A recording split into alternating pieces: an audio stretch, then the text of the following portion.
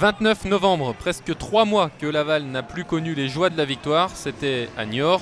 Depuis, les Mayennais présentent le bilan de 5 nuls et 3 défaites, un rythme de relégable qu'ils sont d'ailleurs depuis le début du mois. Et c'est justement un concurrent au maintien, Istres, qui se présente au stade Francis Lebasser. Les Provençaux qui donnent le coup d'envoi et qui seront les premiers à se mettre en action avec Cheikh Fantamadi Diarra qui récupère avec un peu de réussite le ballon pour ajuster Mick Van Amel.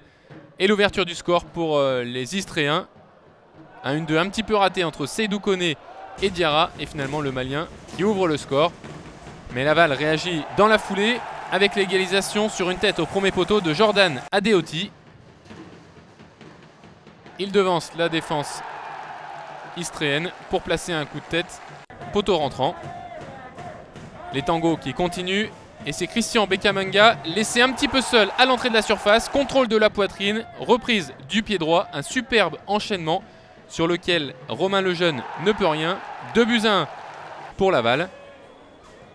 Mais il y a décidément beaucoup d'occasions et beaucoup de buts dans cette partie. Et il est absolument laissé tout seul, Cheikh Fantamadi Diarra, pour un doublé personnel pour l'ancien Rennais. Complètement oublié par la défense de Laval. 2 buts partout à la pause. Eh bien non, puisque sur la dernière action, un corner, c'est une nouvelle fois Christian Bekamenga qui va s'imposer de la tête.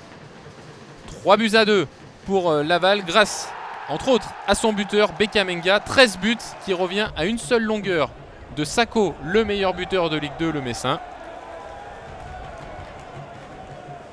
Laval qui pense se donner de l'air dans la course au maintien en menant 3-2 à la pause. Mais attention, si Istres est la pire défense de Ligue 2, c'est également la 5e meilleure attaque.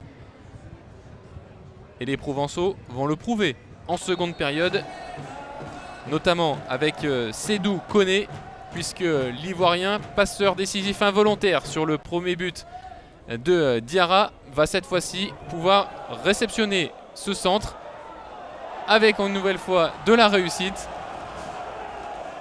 Il était en renard pour pousser du pointu ce ballon au fond des filets. Premier but de la saison pour Seydou Koné après une belle partie de billard. Mais le show Cheikh Fantamadi Diarra qui va se terminer par cette frappe superbe, sans contrôle, dans la lucarne. Triplé personnel pour l'ancien Rennais.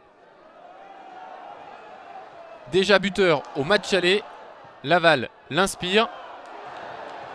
Et ce but ne doit rien à personne.